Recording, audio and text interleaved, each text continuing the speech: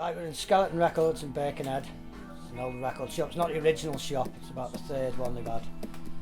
But it's still here, still going. Still a great place, as you can see. Full of absolute fucking all sorts of music. Well, to me, it's where I first started buying records years ago.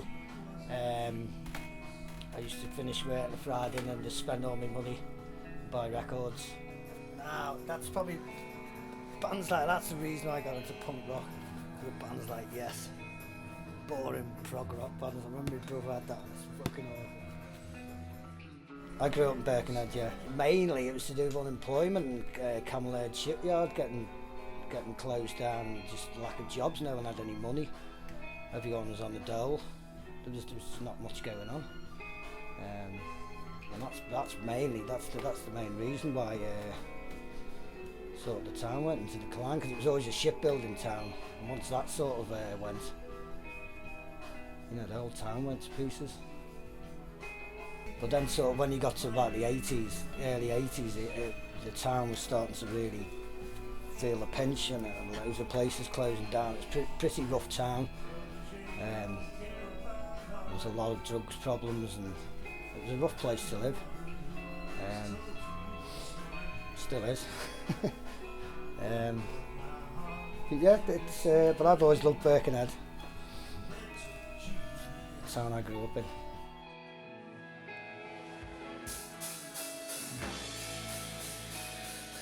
Pastime, usually when I was a kid, I just used to play football in the park, and what all kids do, just mess around. But when I got to my teen years, I'd probably start drinking cider and bottles of cider on the street and listening to music, going to school discos.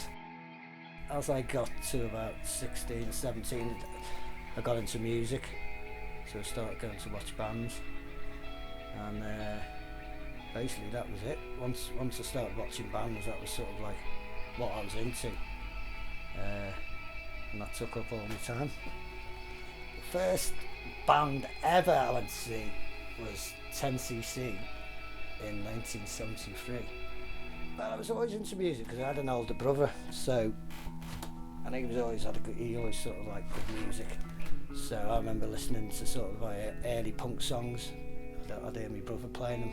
So he initially got me into them, and then I used to listen to John Peel. Once I started listening to that was it, and no turning back then.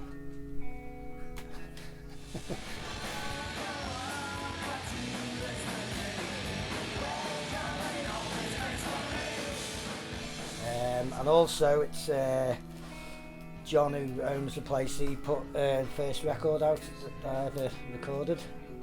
So it's sort of like, it's very special for me, and I still come in here quite regularly and still buy stuff.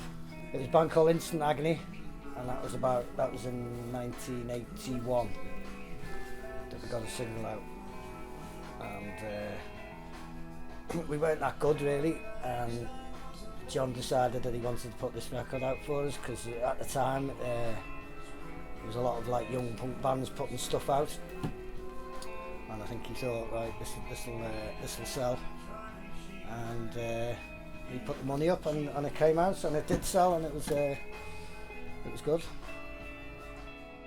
I just had a lot of mates, mainly I had a few mates in school who were into the music I was into, but not too many.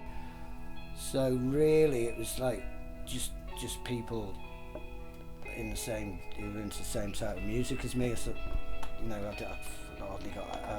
once I left school, I sort of didn't be mates of anyone from school. It was all new mates, ones who go out to Liverpool. They're the ones I started knocking around with. I had pretty good relationships, and my dad went to sea, so I sort of grew up without my dad. So, but anyway, he retired, and he loved the way I dressed and music. Although he said it was shit, he still liked it, he was still proud of it. And my mum was dead cool, she just loved everything I did. So I never really had any problems from the parents. They didn't particularly encourage me, but they didn't discourage me. So, you know, they were good in that way. Just let me get on with my own thing. But we used to rehearse it in the cellar of the house, the flat we used to live in. So they didn't really have to come to the gigs because we were so used to hearing the noise. You know, because that's the thing, you see, so they put up with the music. They put up with a lot, really. If anything, the type of music I was involved in, it was probably made it easier because we had something to shout about. You know, especially with all the punk stuff, because that was sort of like, it was angry music, and it was angry times, so, you know, that helped us a lot in a way.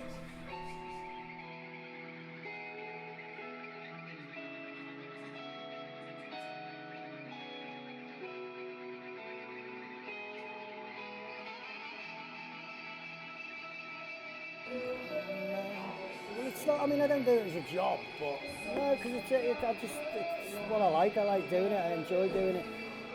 And I could say the day I stop enjoying it, I'd give it up, but it's not going to happen. Yeah, you're dead, yeah, the day I give up is the day I die.